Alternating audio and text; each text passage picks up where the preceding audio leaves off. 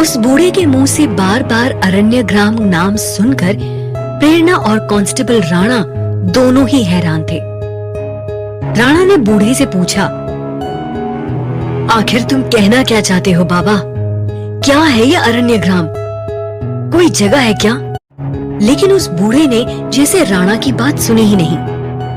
वो लगातार बस एक ही शब्द बड़बड़ाए चला जा रहा था, अरण्यग्राम, अरण्यग्राम, अरण्यग्राम। तभी एक अधेड़ उम्र की औरत उस मकान में दाखिल हुई। उसके हाथ में दवाइयों की एक थैली थी। राणा ने उसे देखते ही कहा, अरे आओ चंदा आओ, मैं तुम्हारा ही इंतजार कर रहा था। फिर बूढ़े की तरफ इशारा करते हुए बोले, तो क्या यही है वो आदमी जिसके बारे में तुमने मुझे बताया था? हाँ साहब। चंदा नाम की उस औरत ने दवाइयों की थैली बूढ़े के बिस्तर के पास रखते हुए कहा, ये सारंग हैं, मेरे पति। बहुत साल पहले अचानक ही गायब हो गए थे। बहुत ढूंढा इन्हें पर मिले नहीं।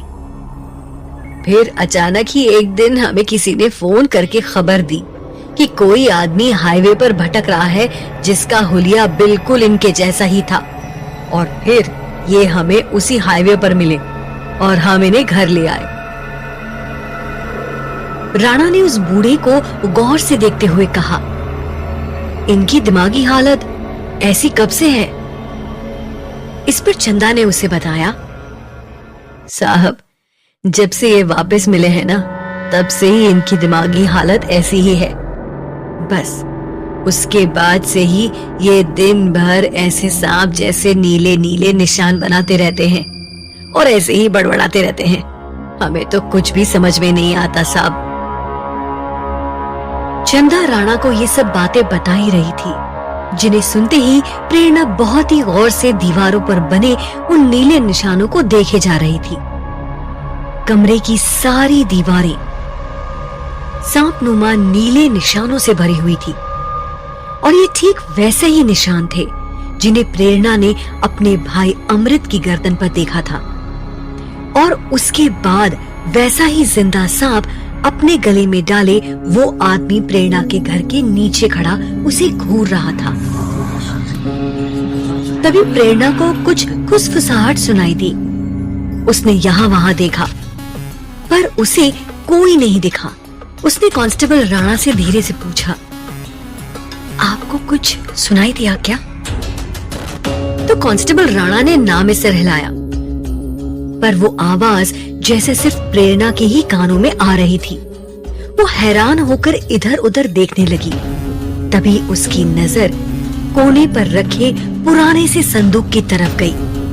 उसे ऐसा लगा ये आवाज उसमें से आ रही है। प्रेरणा उसकी तरफ बढ़ी और फिर उसने उस धूल से भरे संदूक को खोल दिया। संदूक खुलते ही वो आवाज कहीं गायब हो गई। संदूक में कुछ अजीब किस्म के छोटे छोटे से औजार रखे हुए थे। साथ ही कांच की बहुत सारी छोटी छोटी बोतलें थीं जो पीली पड़ चुकी थीं। लेकिन इन्हीं के बीच प्रेरणा को एक किताब उस संदूक में रखी हुई दिखाई दी, जो दिखने में एक प्राचीन किताब जैसी मालूम हो रही थी। प्रेरणा ने देखा कि उस किताब के पहले पन्ने पर लिखा हुआ था सुयांश वंश। उसकी समझ में कुछ भी नहीं आया। उसने वो किताब उठाई और बहुत आहिस्ता से उसके एक एक पन्ने को पलटकर देखने लगी।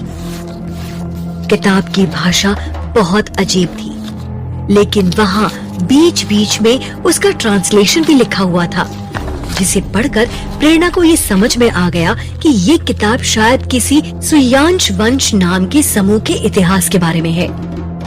तभी एक पन्ने को पढ़ते पढ़ते प्रेरणा बुरी तरह से चौंक उठी। वहां लिखा हुआ था, सुयांश समूह के लोगों की सबसे प्रमुख पहचान उनके पैरों की उंगलियां होती हैं।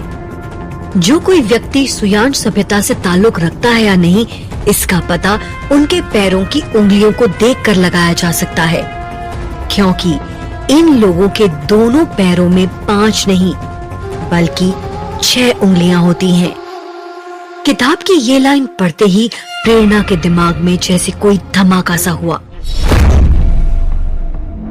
उसने मन ही मन कहा, मेरे भी दोनों पैरों में 6 उंगलियां हैं और मेरे भाई अमृत के पैरों में भी 6 ही उंगलियां हैं। प्रेरणा का दिल अब तेजी से धड़कने लगा। उसने देखा कि राणा अभी भी चंदा से कुछ सवाल जवाब कर रहा था और वो बूढ़ा अभी भी वैसे ही अरण्यग्राम का नाम लेकर बड़बड़ाए जा रहा था। प्रेरणा ने सबकी नजर बचाकर फौरन वो किताब अपने बैग में रख ली और फिर राणा से कहा, राणा अंकल, आई थिंक अब हमें यहाँ से चलना चाहिए। इसी के साथ प्रेरणा तेजी से उस मकान से बाहर निकल गई।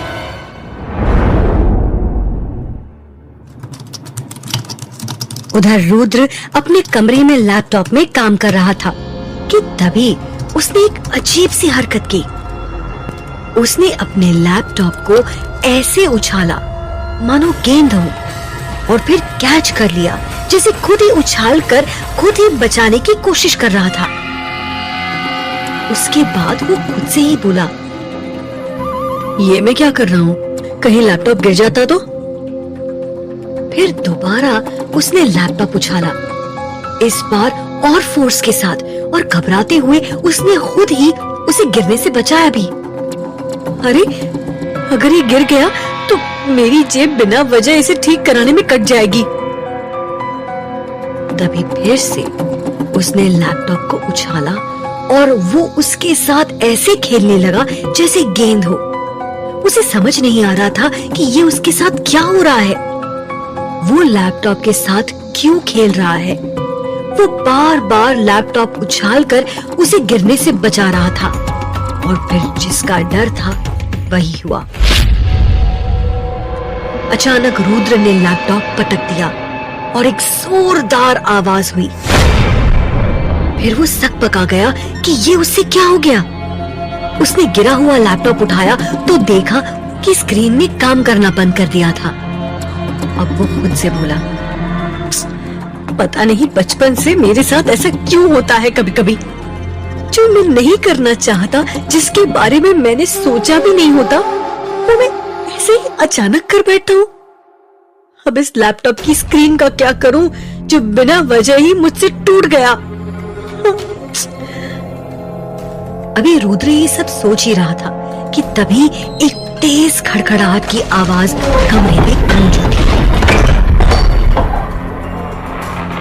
रुद्र ने देखा कि कमरे का दरवाजा पूरी तरह से हिल रहा है, इतनी जोर से मानो वो अपनी जगह से उखड़ जाएगा। कुछ देर तक वो दरवाजा ऐसे ही हिलता रहा। बचाओ! बचाओ! तभी उसने खुद से बोला, कहीं वो तुरुक्षिणी तो नहीं कर रही है। हे भगवान, मुझे बचा लो इस तुरुक्षिणी से। पता नहीं क्यों गले पड़ गई है वो मेरे।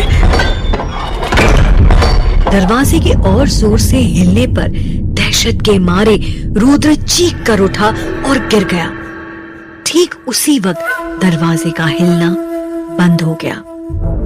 कमरे में एक अजीब सी खामोशी छा गई। फर्श पर पड़ा दर्द से करहाता हुआ रुद्र फटी फटी आंखों से अपने चारों तरफ देख रहा था, लेकिन कमरे में उसके अलावा दूसरा कोई भी नहीं था। तभी हल्की सी सरसराहट की आवाज हुई। रुद्र ने चौंक कर दरवाजे की तरफ देखा। अभी अभी किसी ने एक बड़ा सा लिफाफा दरवाजे के नीचे से अंदर सरकाया था, लेकिन रुद्र की इतनी हिम्मत नहीं हुई कि वो दरवाजा खोलकर ये देख सके कि आखिर वो शख्स कौन था। उसने एक पल के लिए इंतजार किया, फिर वो आहिस्ता आहिस्ता आगे बढ़ा और वो लिफाफा उठा लिया। फिर खुद से ही बोला, शुक्र है ये तुरुक्षिणी नहीं थी। पर ऐसे कौन लिफाफा देता है? अगर ये दरवाजा कुछ देर और ऐसे ही बजता तो मेरा तो हार्ट फेल ही हो जाता आज।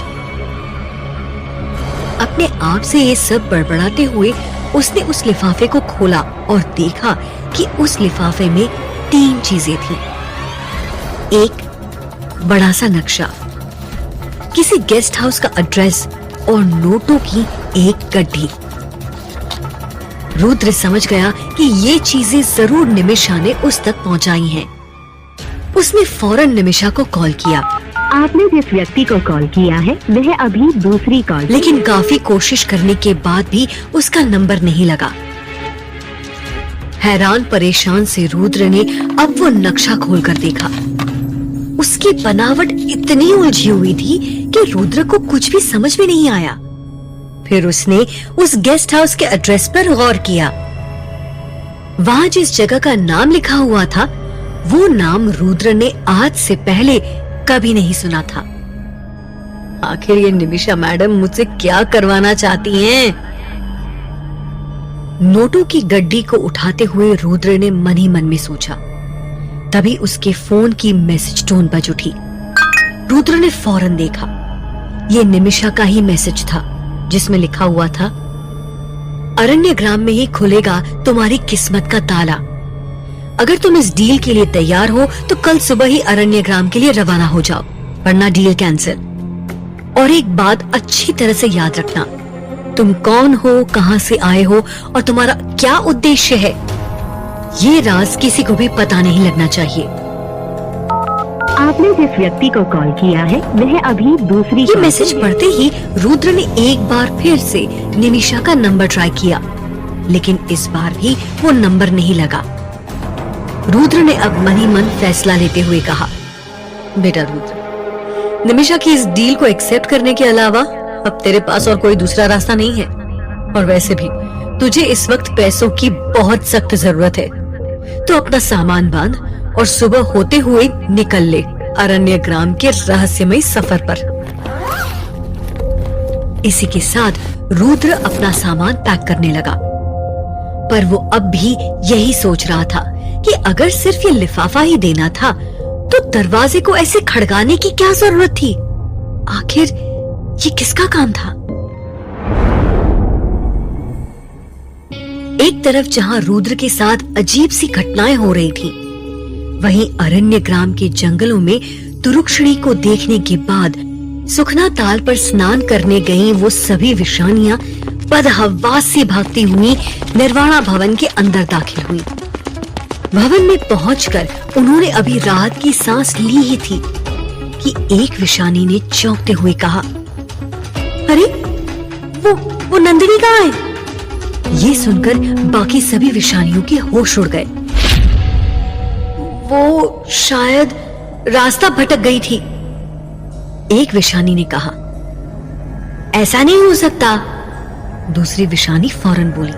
नंदिनी इस जंगल के चप्पे चप्पे से वाकिफ है। वो तो ऐसे ऐसे खुफिया रास्ते जानती हैं जो हम में से किसी को भी नहीं पता। इस पर कुछ विषानियों ने डरते हुए कहा, तो फिर कहीं वो तुरुक्षणी का शिकार तो नहीं हो गई? हमें फौरन स्वामिनी को सूचना देनी चाहिए।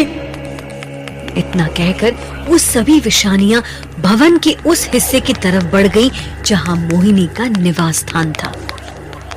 ठीक उसी समय भवन के पीछे वाले हिस्से में एक खुफिया रास्ते से होकर नंदिनी नाम की वो विषानी अंदर दाखिल हुई।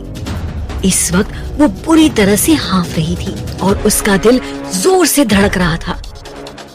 उसे रह रहकर इस बात का डर सता रहा था कि अभी थोड़ी देर पहले जब वो अंधेरे खंडर में अपने प्रेमी के साथ थी तो कहीं किसी ने उसे देख तो नहीं लिया था। वो तेजी से आगे बढ़ती जा रही थी कि तभी उसे दूर से आती हुई एक आवाज सुनाई दी। रुको, कहाँ जा रही हो तुम?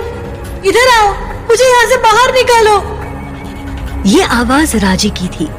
वो अब भी उसी अंधेरी कोठरी में कैद था और उस छोटे से रोशनदान में से लगातार बाहर झांक रहा था, इस उम्मीद में कि किसी की तो नजर उस पर पड़ेगी, कोई तो उसकी आवाज सुनकर उसकी मदद करने यहाँ आएगा। लेकिन ऐसा कुछ भी नहीं हुआ।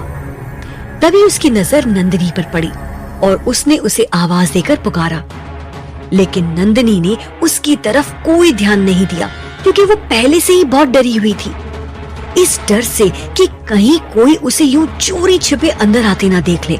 नंदिनी ने बहुत ही फुर्ती के साथ खुद को अंधेरी झाड़ियों में छुपा लिया और फिर धीरे धीरे आगे की तरफ बढ़ने लगी। लेकिन अभी वो कुछ ही कदम चली ही थी कि उसे थोड़ी दूरी पर झाड़ियों में एक तेज हलचल दिखाई दी और अभी नंदिनी ठीक से कुछ समझ पाती कि उसे अंधेरे में सुर्ख लाल आंखें चमकती हुई दिखाई दी, जिसकी एक झलक देखकर ही नंदिनी के होश उड़ गए, क्योंकि वो तुरुक्षणी थी।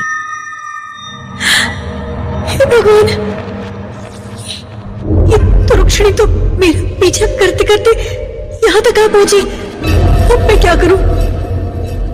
बुरी तरह से घबराई हुई नंदिनी अपनी जगह पर रुक गई। उसने अपनी सांस तक रोक ली।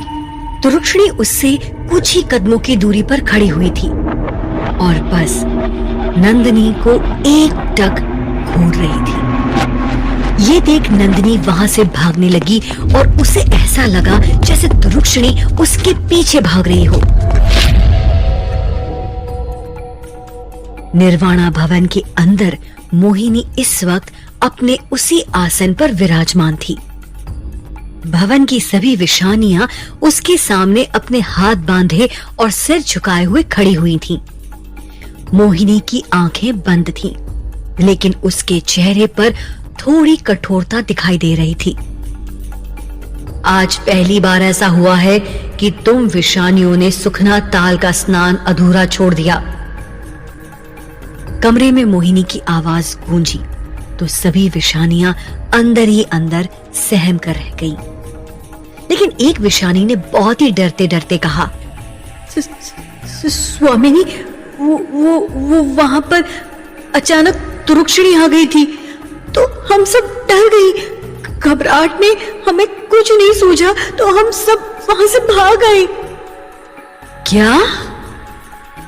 मोहिनी ने एक झटके से अपनी आंखें खोल दी और एक एक विशानी को घूरते हुए पूछा, क्या तुम सबको वो तुरुक्षणी दिखाई दी थी?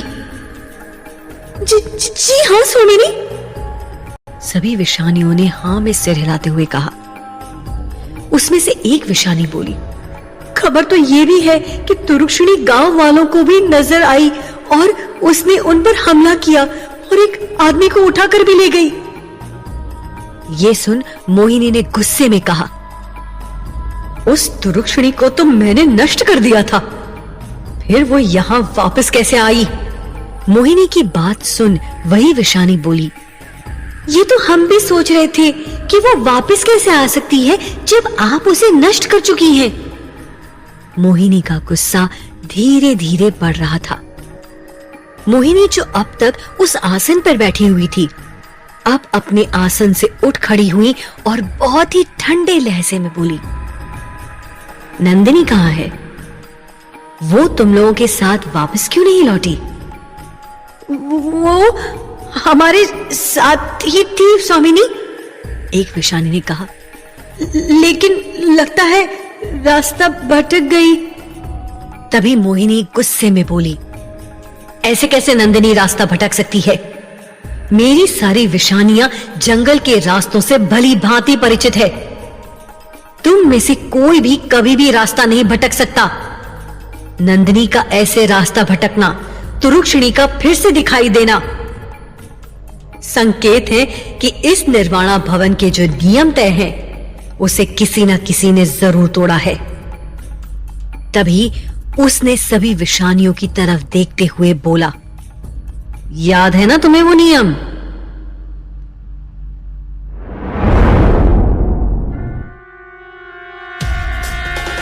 इधर जहां मोहिनी विशानियों से निर्वाणा भवन के नियमों के बारे में पूछ रही थी, वहीं नंदिनी डरते डरते भवन के आंगन के विशाल गलियारे में भाग रही थी। उसे ऐसा लग रहा था जैसे आज ये उसका आखिरी दिन होने वाला है।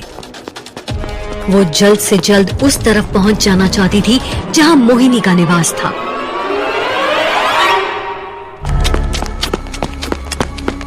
नंदिनी भागते भागते मोहिनी के निर्वाणा भवन में बने मोहिनी के निवास स्थान तक पहुंच गई।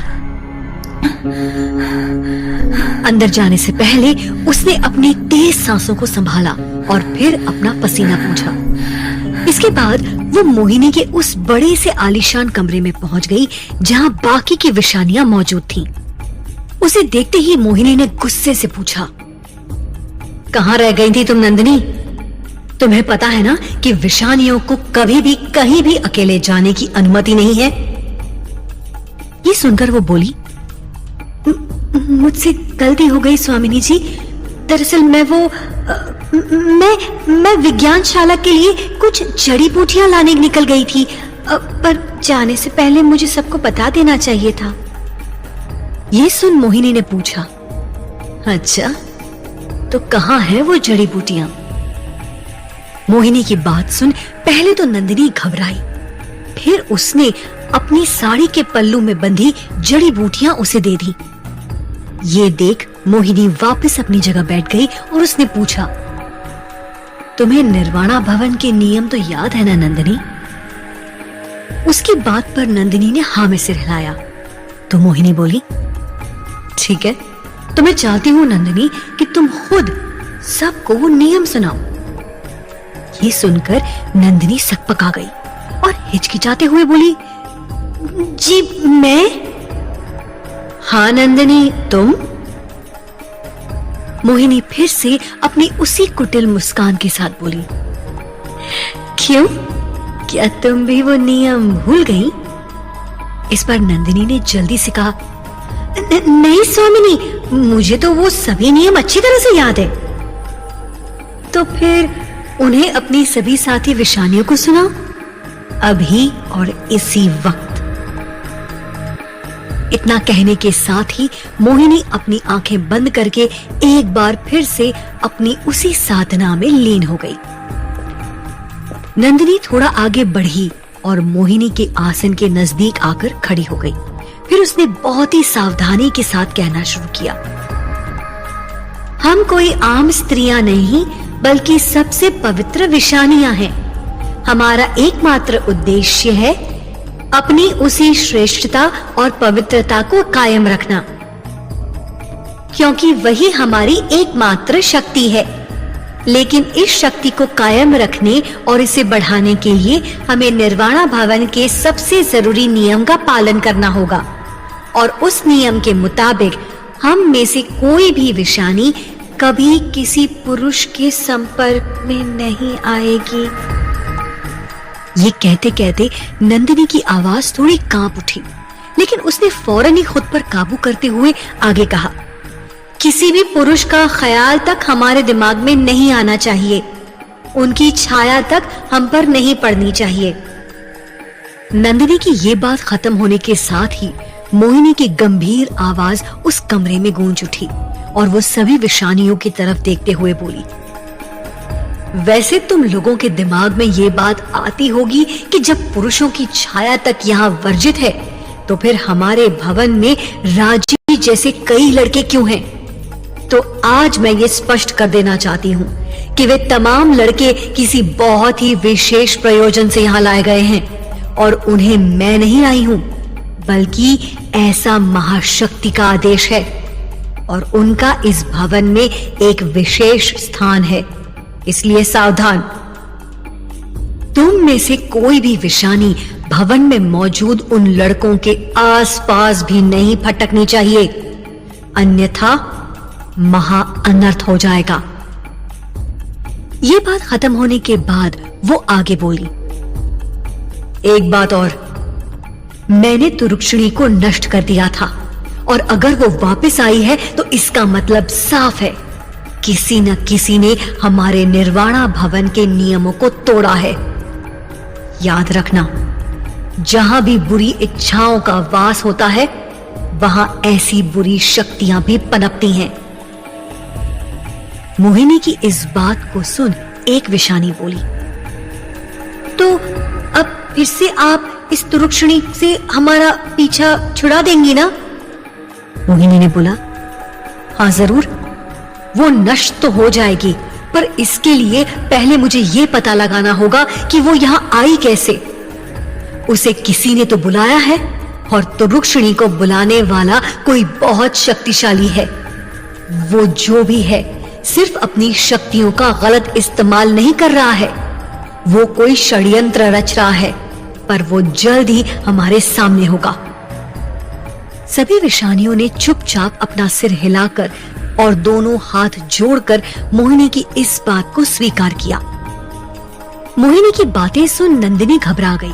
तभी मोहिनी की नजर अपने हाथ पर गई और वो अचानक ही खड़ी हुई। ठीक है, अब तुम सब लोग अपने अपने कक्ष में जाओ और रात्रि की अंतिम साधना करने के बाद विश्राम करो। जब ये विषानियां अपने अपने कमरों में सोने की तैयारी कर रही थी, तो उसी वक्त एक औरत खुद को एक काले लिबास में पूरी तरह से छुपाए हुए निर्वाणा भवन से बाहर निकली। ये औरत किसी खुफिया रास्ते से बाहर आई थी। उस घने जंगल में तेजी से आगे बढ़ी जा रही थी। अंधेरा होने के बावजूद भी उस औरत को उस रास्ते पर चलने में कोई दिक्कत नहीं हो रही थी। शायद वो उस रास्ते से पहले भी आती जाती रही हो। उस रास्ते पर होते हुए वो ठीक अरण्य ग्राम के बाहर पहुंच गई और वहीं एक विशालकाय पेड़ के नीचे रुक गई। उसने बहुत ही सावधानी से एक बार अपने आसपास देखा और फिर धीमी आवाज में पुकारा, क्रांति, क्रांति। अगले ही पल अंधेरे में से एक साया निकलकर उसके सामने आकर खड़ा हो गया। ये कोई और नहीं बल्कि क्रांति ही था। कहो वर्तिका, आज तुमने मुझे कैसे याद किया? क्रांति ने मुस्कुराते हुए कहा। काम ही कुछ ऐसा है क्रांति, जिसे तुम्हारे बिना दूसरा कोई मर्द नहीं कर सकता। वर्तिका ने भी मुस्कुराते हुए जवाब दिया।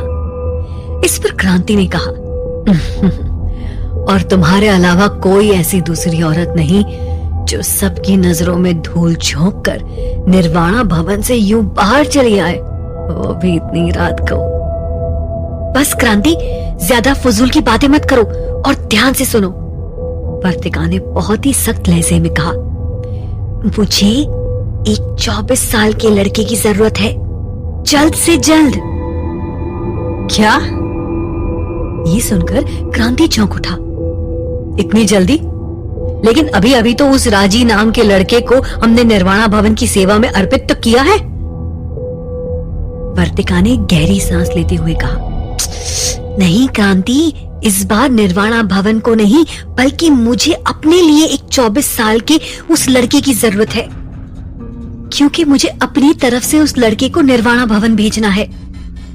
इतना कहने के साथ वर्तिका ने अपने पास से एक थैली निकाली और उसे खोलकर क्रांति को दिखाते हुए कहा, ये तुम्हारी कीमत है और काम पूरा होने पर इतनी ही कीमत बतौर इनाम में मिलेगी। क्रांति ने देखा वो थैली सोने चांदी के सिक्कों से भरी हुई थी। क्रांति की आंखें चमक उठी। उसने फौरन वो थैली अपने कब्जे में करते हुए कहा, तुम निश्चिंत रहो वर्तिका, इतनी भारी रकम के लिए तो क्रांति अपनी जान लड़ा देगा। ठीक है, मैं जल्द ही तुमसे इसी जगह पर मिलूंगी। इतना कहने के साथ ही वर्तिका तेजी से मुड़ी और उतनी ही तेजी से चलती हुई वापस निर्वाणा भवन की तरफ लौट गई।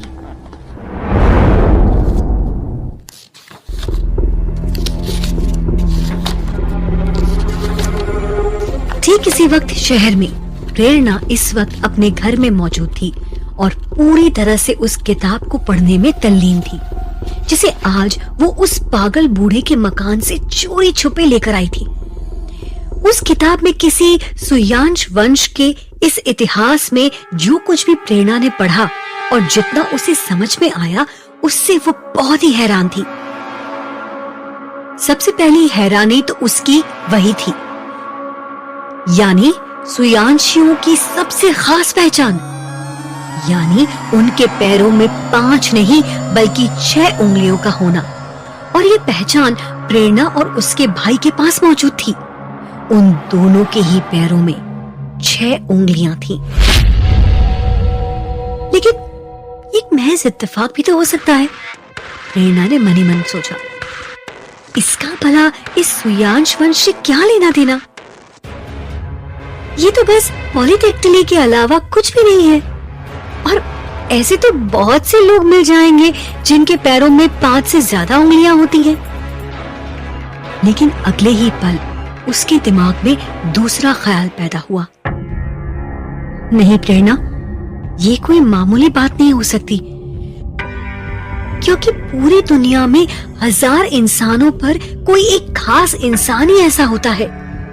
और यहाँ तो तेरे साथ साथ अमृत के भी पैरों में 6 उंगलियां हैं, वो भी दोनों पैरों में। तो क्या ये जेनेटिक है? यानी मेरा और अमृत का रिलेशन इस समुदाय से है? तभी प्रेरणा को एक आहट सुनाई दी। वो चौंक उठी। इस वक्त अपने कमरे की विंडो के पास रखी स्टडी टेबल पर बैठी हुई उस किताब को पढ़ रही थी। कमरे में अंधेरा था, बस टेबल पर रखा हुआ एक छोटा सा लैंप जल रहा था। ये आहट खिड़की के बाहर से आई थी। खिड़की खुली हुई थी, लेकिन उस पर कर्टन डाला हुआ था। प्रेरणा ने कर्टन हटाकर देखने की कोशिश की तो उसे वही आदमी खिड़की के नीचे बैठा दिखाई दिया जिसने अपने गले में नीला सांप लपेट रखा था।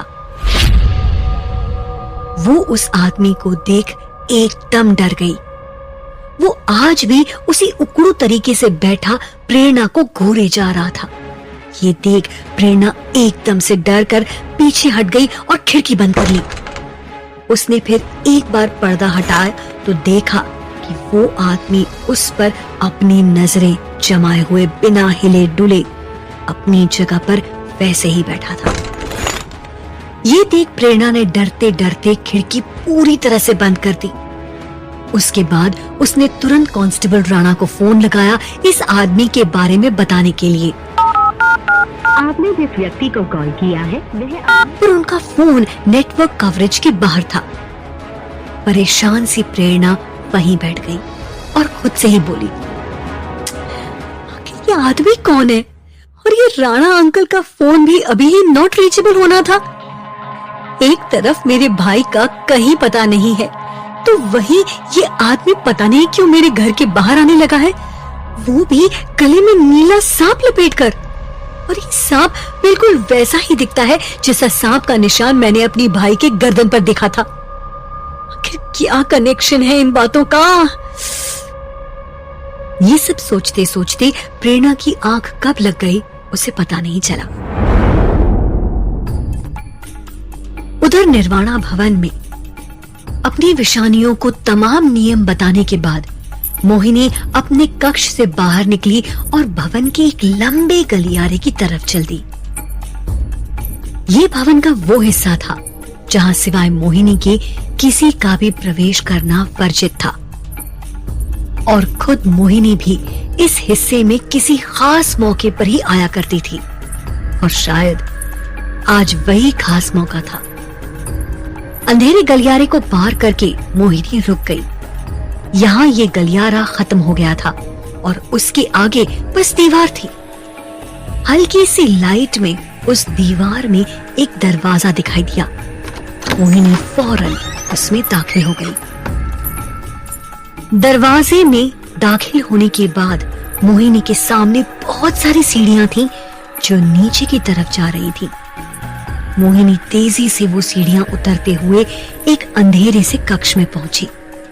मोहिनी के वहां प्रवेश करते ही उसने वहां बल्ब जलाया और वो जगह रोशनी से भर उठी। वो कक्ष पूरी तरह से खाली था। संगमरमर से बनी उस कमरे की ऊंची ऊंची दीवारें एकदम सपाट थीं। उनमें न तो कोई खिड़की थी और न ही कोई रोशनदान। लेकिन उस कमरे के फर्श के बीचों बीच संगमरमर पत्थर का बना हुआ एक बड़ा सा पात्र रखा था जो पूरा पानी से भरा हुआ था। वो पानी इतना साफ था कि एक नजर पर बिल्कुल किसी शीशे की तरह दिखाई देता था। तभी मोहिनी की नजर उस पानी पर चली गई। पानी में मोहिनी को अपना चेहरा इतना ज्यादा साफ साफ दिखाई दे रहा था जितना साफ किसी दर्पण में भी दिखाई नहीं देता। अभी मोहिनी उस पानी में खुद को निहार ही रही थी कि अचानक उसने अपने हाथ पर पड़ी साड़ी का पल्लू हटाया और कुछ देखा, और उसे देखते ही वो चिल्ला उठी, नहीं, ये नहीं हो सकता। मोहिनी अपनी पूरी ताकत से चिल्ला उठी और उसी के साथ उसने अपना हाथ उस पानी से भरे पात्र में दे मारा और वो पात्र वहीं गिर गया। इधर रात के अंधेरे में नंदिनी मौका देखते ही भवन से गायब हो चुकी थी और अब वो इस वक्त अरण्य ग्राम से थोड़ा दूर एक झुरमुट में खड़ी हुई थी। उसका प्रेमी, वही लड़का, उसके पास ही खड़ा था।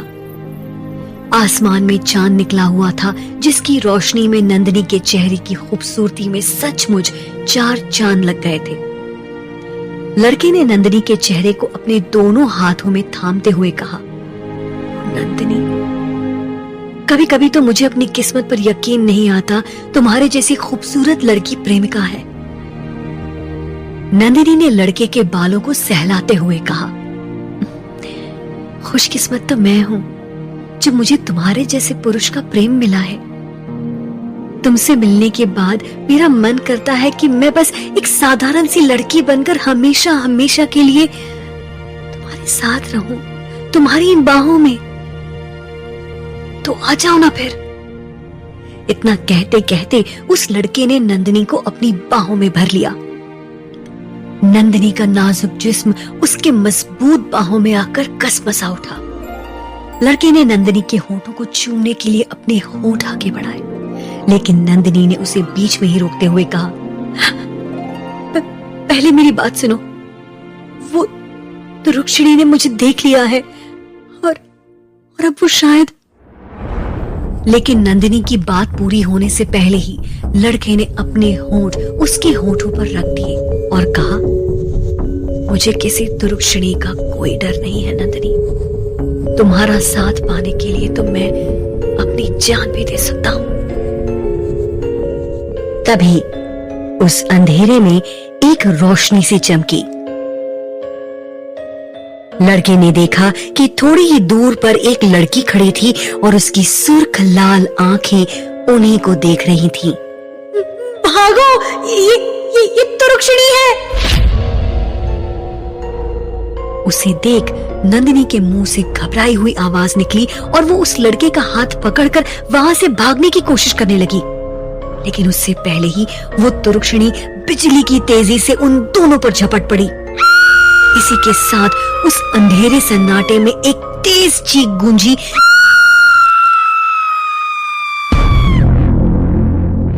उस दर्दनाक चीख ने पूरे अरण्य ग्राम को दहशत से भर दिया था। गांव वालों के कानों में ये चीख देर तक गूंजती रही।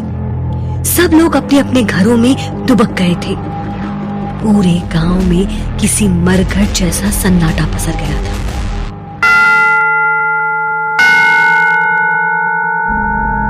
अगली सुबह गांव की चौपाल पर बरगद के पुराने पेड़ से लटक रहे एक विशालकाय घंटे की आवाज अरण्य ग्राम में गूंजने लगी और इस आवाज का मतलब था कि अरण्य ग्राम के सभी लोगों को इस चौपाल पर इकट्ठा होना है।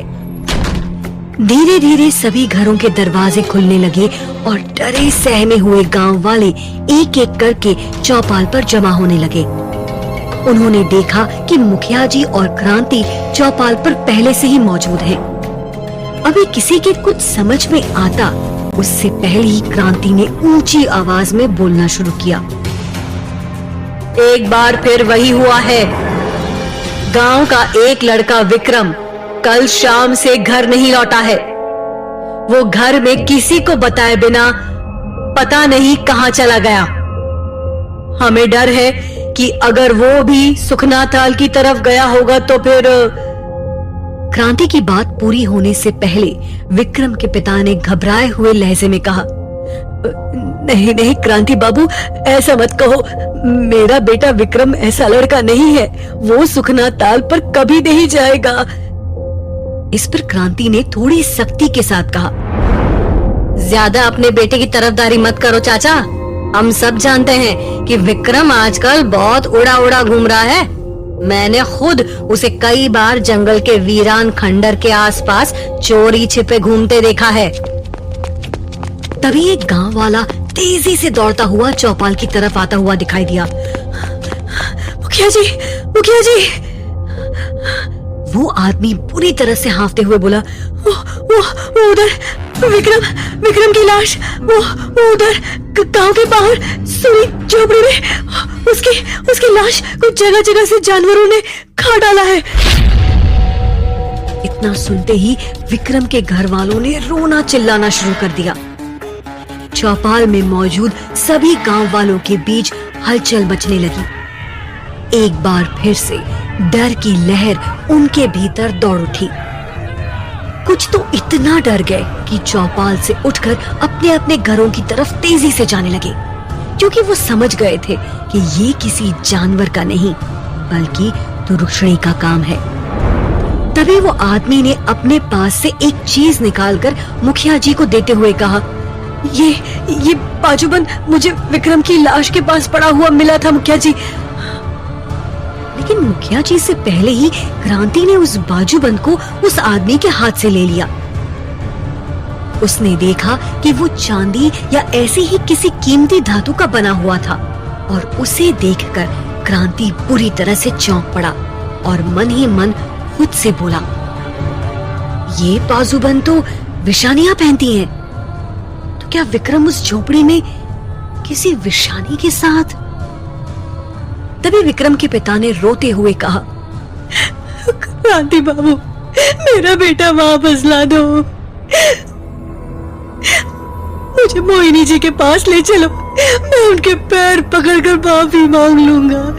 जिंदगी भर उनका गुलाम बनकर रहूंगा, लेकिन मेरे विक्रम को वापस ले आओ। इस पर मुखिया जी ने उन्हें समझाते हुए कहा, ये क्या मूर्खों जैसी बात कर रहे हो? मोहिनी जी किसी मरे हुए आदमी को जिंदा थोड़ी कर सकती हैं। मैंने गांव कस्बों में घूम घूम कर चेतावनी दी थी। मोहिनी जी का संदेश सुनाया था कि शाम ढलने के बाद कोई भी जंगल की तरफ ना जाए। लेकिन फिर भी विक्रम ने वही गलती की और उसका नतीजा ये निकला कि उसे अपनी जान से हाथ धोना पड़ा। हो सकता है कि विक्रम की खौफनाक मौत के पीछे कोई और भी राज छुपा हो और इसकी मृत्यु के पीछे दुर्क्षणी का हाथ हो। पर जब तक हमारा संदेश मोहिनी जी तक नहीं पहुंचता, हम कुछ नहीं कह सकते। इस पर गांव वाले कहने लगे, लेकिन मुखिया जी, तब तक हम क्या करेंगे? वो तो रुक्मिणी फिर से हमारा शिकार कर रही है। हम आखिर कब तक मौत के साए में डर डर के जीते रहेंगे? मुखिया जी सबको शांत करते हुए बोले, ठीक है, हम मोहिनी जी को संदेश भिजवाने की व्यवस्था करते हैं, लेकिन उससे पहले हम लोग विक्रम के अंतिम संस्कार की तैयारी करेंगे। और तब के लिए आप लोग एक बात कान खोलकर सुन लीजिए कि आज से कोई भी गांव वाला अंधेरा होने के बाद अपने घर से बाहर कदम नहीं रखेगा, वरना उसके पूरे परिवार को अब गांव से बेदखल कर दिया जाएगा। इसी के साथ गांव की वो चौपाल समाप्त हो गई।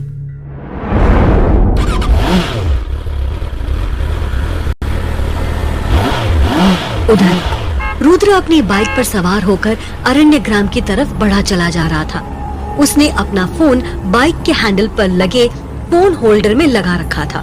फोन की स्क्रीन पर जीपीएस ऑन था, जिसका पॉइंटर लगातार अरण्य ग्राम की तरफ बढ़ता हुआ दिखाई दे रहा था। रुद्र ने अपने कान में ईयरफोन लगा रखे थे और मस्ती में कोई गाना गुनगुनाते हुए अपनी बाइक को फुल स्पीड में दौड़ा रहा था। शहर कब का पीछे छूट चुका था और उसकी बाइक इस वक्त एक सुनसान इलाके के ऊबड़ खाबड़ पथरीले कच्चे रास्तों पर दौड़ी चली जा रही थी। तभी रुद्र ने तेजी से ब्रेक लगाया। उसने देखा कि इस रास्ते पर आगे एक बहुत ही गहरी और तीखी ढलान थी। रुद्र अगर बाइक को नहीं रोकता तो वो बाइक समेत एक बहुत ही अंधेरी खाई में जा गिरता। एक पल के लिए रुद्र के होश उड़ गए। फिर वो गुस्से से झल्लाते हुए बोला, बेटा रुद्र, तुझे इस ब्लडी जीपीएस पर भरोसा करना ही नहीं चाहिए था। इसकी वजह से तू अभी सीधा मौत के मुंह में गिरता। इसके बाद रुद्र ने जीपीएस को फिर से चेक करने की कोशिश की, लेकिन तभी फोन स्क्रीन पर एक एरर मैसेज फ्लैश हुआ और जीपीएस सिस्टम एक झटके के साथ ऑफ हो गया। अरे यार, अब ये जीपीएस क्यों नाराज हो गया? रुद्र फिर से जीपीएस ऐप को ऑन करने की कोशिश करने लगा, लेकिन अब वो जीपीएस दोबारा ऑन नहीं हुआ। हैरान परेशान से रुद्र ने अब अपने चारों ओर देखा। दूर दूर तक सूना बंजर नुमा इलाका था। कुछ दूरी पर ऊंची ऊंची दो पहाड़ियां थीं और फिर उनके पार एक बहुत ही घना जंगल दिखाई दे रहा था। उन ऊंची पहाड़ियों से होकर दो कच्चे रास्ते गुजर रहे थे। एक रास्ता ऊपर की तरफ जा रहा था तो एक रास्ता नीचे की तरफ। रुद्र मन ही मन बड़बड़ाया, बेटा रुद्र, इस जीपीएस ने पता नहीं किस जगह पर ला पटका है तुझे। और ये जो दो रास्ते नजर आ रहे हैं, अब इनमें से तेरी मंजिल तक कौन सा रास्ता जाएगा ये कैसे पता चलेगा? तब रुद्र को बहुत दूर एक घने पेड़ के नीचे धुआं उठता हुआ नजर आया। रुद्र ने फौरन अपनी बाइक का रुख उस तरफ मोड़ दिया। पास जाने पर पता चला कि उस पेड़ के नीचे एक बूढ़ा आदमी धुनी जलाए हुए बैठा था। उसकी आंखें बंद थीं और वो बिना हिले डुले चुपचाप बैठा हुआ था। उसके बदन पर बस एक सफेद कपड़े के अलावा कुछ नहीं था। सर के लंबे बाल और दाढ़ी भी एकदम सफेद थी। रुद्र पहले तो थोड़ा हिचकिचाया, फिर उसने उस आदमी को आवाज देते हुए कहा, बाबा, ओ बाबा जी, जरा सुनिए। लेकिन वो बूढ़ा जैसे किसी पत्थर की मूर्ति की तरह एकदम स्थिर बैठा रहा। रुद्र ने उसे 2-3 बार फिर से पुकारा और बहुत ही ऊंची आवाज में, लेकिन उस बूढ़े पर कोई असर नहीं हुआ। रुद्र ने उस बूढ़े के कंधे को पकड़कर झकझोरते हुए कहा, बाबा, ओ बाबा। और तभी वो बूढ़ा बगैर अपनी आंखें खोले गुस्से से कड़कती हुई आवाज में चिल्लाया, दुष्ट! तेरा इतना साहस कि तू हमें स्पर्श करके अपवित्र करे?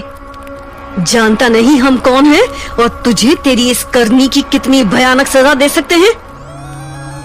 रुद्र घबराकर फौरन पीछे हट गया। उसने देखा कि वो बूढ़ा गुस्से से थर-थर कांप रहा था, लेकिन उसकी आंखें अभी भी पहले की तरह ही बंद थीं। रुद्र ने डरते डरते कहा, वो बाबा जी, दरअसल मैं इस वीराने में रास्ता भटक गया हूँ। ये सुनते ही बाबा ने एक झटके से अपनी आंखें खोल दी और रुद्र को घूर कर देखते हुए बोला, अरण्यग्राम जाने का रास्ता इतना आसान भी कहाँ है, पर तू किसी भी रास्ते पर जा, अरण्यग्राम ही पहुंचेगा, क्योंकि वहां तेरा भाई तेरा इंतजार कर रहा है। बाबा की इस बात पर रुद्र हैरान रह गया। उसने मन ही मन बोला, मैंने तो इन्हें नहीं बताया कि मुझे अरण्यग्राम जाना है, और मेरा कभी कोई भाई था ही नहीं। ये सोचते हुए वो बाबा से बोला, आपको कैसे पता चला कि मुझे अरण्यग्राम जाना है? लेकिन अभी वो कुछ कह पाता उससे पहले ही बाबा ने आगे कहा, रास्ता कोई भी चुन ले, सबकी मंजिल एक ही है, लेकिन आगे का रास्ता और भी कठिन है। वो तुझे सोच समझकर चुनना पड़ेगा, नहीं तो हमेशा के लिए गहरे अंधेरों में भटकता फिरेगा। इतना कहने के साथ ही बाबा ने फिर से अपनी आंखें बंद कर लीं। अब रुद्र की दोबारा हिम्मत नहीं हुई कि वो बाबा से कुछ भी कह सके। उसने अपनी बाइक स्टार्ट की और बाबा की तरफ पलटकर देखा तो वो वहां था ही नहीं। वो चौंक गया। बाबा अभी तो यही थे, कहां चले गए? पर इधर उधर देखने पर भी जब वो नहीं मिले तो वो उन पहाड़ियों की तरफ चल पड़ा। ठीक उसी वक्त उन पहाड़ियों के पार घने जंगलों के बीच बने एक खुफिया रास्ते पर एक औरत तेजी से चली जा रही थी। ये औरत और कोई नहीं बल्कि मोहिनी के निर्वाणा भवन की एक खास सेविका वर्तिका थी। वही वर्तिका जो एक रात चोरी छिपे क्रांति से मिली थी और जिसने निर्वाणा भवन में श्रम दान देने के लिए क्रांति से एक 24 साल के लड़के की मांग रखी थी। थोड़ा आगे जाने पर वर्तिका को घनी झाड़ियों में छुपी हुई एक झोंपड़ी नजर आई जिसका दरवाजा बंद था। वर्तिका ने दरवाजे पर दस्तक दी। फौरन दरवाजा खुला और एक नौजवान लड़का झोंपड़ी से बाहर आया। लड़के ने अपने चेहरे को एक काले कपड़े से इस तरह से ढक रखा था कि बस उसकी आंखें ही दिखाई दे रही थी। वर्तिका ने आगे बढ़कर उस लड़के को अपने गले से लगा लिया। ये एक 24 साल का ही लड़का था। वो उसका माथा चूमते हुए बोली, भगवान का लाख लाख शुक्र है इंद्र कि तू एकदम सही सलामत है। इंद्र अपने चेहरे से वो काला कपड़ा हटाने ही वाला था कि वर्तिका ने उसे रोक दिया और बोली, नहीं, अपने चेहरे से ये कपड़ा मत हटा, कहीं किसी की नजर तुझ पर न पड़ जाए। उसकी बात सुन इंद्र मुस्कुराया। वो बोला, अरे मेरी भोली माँ, इस घने जंगल में तुम्हारे और मेरे सिवा है ही कौन जो मुझे देखेगा? नहीं, वर्तिका ने सख्ती के साथ कहा। उस मोहिनी को नहीं जानता तू? इस जंगल का पत्ता पत्ता उसका गुलाम है। वो अपनी बंद आंखों से भी सब कुछ देख लेती है। उसकी तो छाया भी तुझ पर नहीं पड़नी चाहिए बेटा। इंद्र अब थोड़ी नाराजगी से बोला, तो मोहिनी जी के बारे में ऐसा क्यों कहती है माँ? अरे उनके निर्वाणा भवन में कितने ही नौजवान लड़के ऐशो आराम की जिंदगी बिताते हैं, संसार का हर सुख भोगते हैं, और एक मैं हूँ इस सुनसान बियाबान जंगल में रात दिन अकेला पड़ा रहता हूँ। फिर इंद्र वर्तिका से जिद करता हुआ बोला, अब बहुत हो गया माँ, मुझे भी निर्वाणा भवन में जाना है। मुझे हमेशा हमेशा के लिए मोहिनी जी का दास बन के रहना है माँ। चुप कर, वर्तिका ने गुस्से से चीखते हुए कहा, खबरदार जो तूने फिर से ऐसी बात कही तो तू नहीं जानता कि मैंने कितना संघर्ष करके, कितनी तपस्या करने के बाद तुझे पाल पोस कर बड़ा किया है। तू मुझे वचन दे कि फिर से उस मोहिनी का नाम अपनी जुबान पर नहीं लाएगा।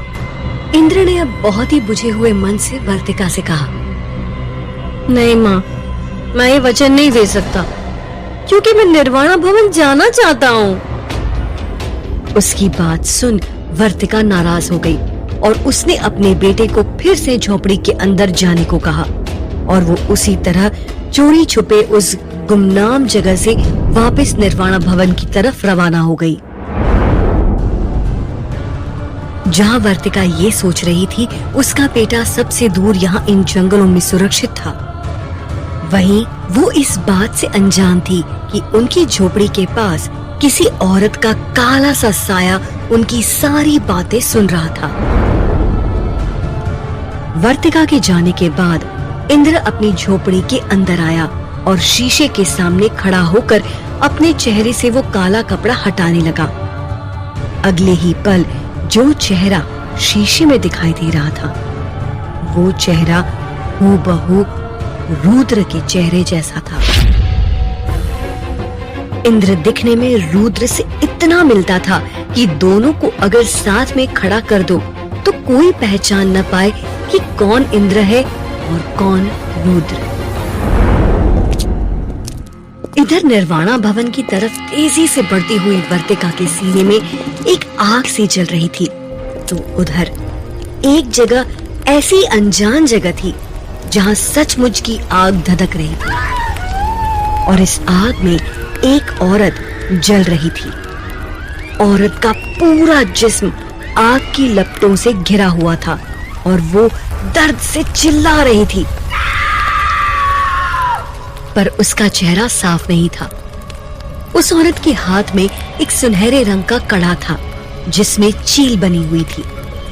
तभी एक कमरा नजर आने लगा जिसकी दीवारों पर बड़े बड़े शीशे लगे हुए थे। उन शीशों में बहुत सारे लोगों की धुंधली सी छाया दिखाई दे रही थी और ये तमाम लोग इस तरह से अपने हाथ पैर मार रहे थे जैसे उन्हें किसी ने इन शीशों में कैद कर रखा हो। वो सब मदद के लिए चिल्ला रहे थे, लेकिन उनकी आवाज उन शीशों की दीवारों से बाहर निकल ही नहीं पा रही थी। तभी उन शीशों में वही औरत दिखाई देने लगी। वो अभी भी उस आग की लपटों से घिरी हुई थी। उसके लंबे घने बालों से आग की ज्वाला उठ रही थी। वो ऊंची आवाज में चिल्लाई, प्रियंवदा, मुझे बचाओ! पर अभी भी उसका चेहरा नहीं दिख रहा था। उस औरत की चीख इतनी तेज थी कि शीशे की वो दीवार झनझनाकर टूट गई।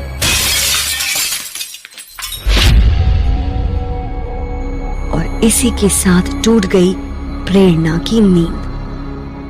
वो अपने बिस्तर से उठ बैठी और गहरी गहरी सांसें लेती हुई अपने डर को काबू में करते हुए खुद से ही बोली,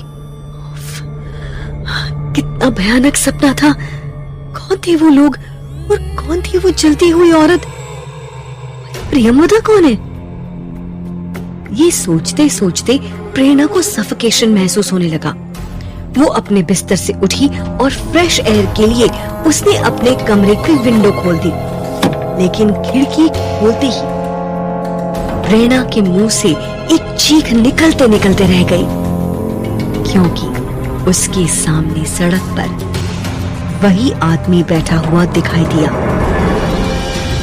जिसकी गर्दन में एक नीले रंग का सांप लिपटा हुआ था। प्रेरणा ने फौरन खिड़की बंद कर दी। डर की वजह से उसका पूरा जिस्म पसीने पसीने हो गया था। आखिर कौन है ये आदमी? प्रेरणा ने खुद से ही सवाल किया, और ये आखिर बार बार मुझे क्यों दिखाई दे रहा है? तभी प्रेरणा की नजर सामने दीवार पर लटक रहे कैलेंडर पर चली गई। उसने तारीख देखी तो उसे ध्यान आया कि आज से कुछ दिन बाद वो पूरे 21 साल की हो जाएगी। आखिर कौन थी वो जलती हुई औरत, और कौन थे वो शीशे की दीवारों में कैद लोग, और कौन है प्रियंवदा? जानने के लिए जुड़े रहे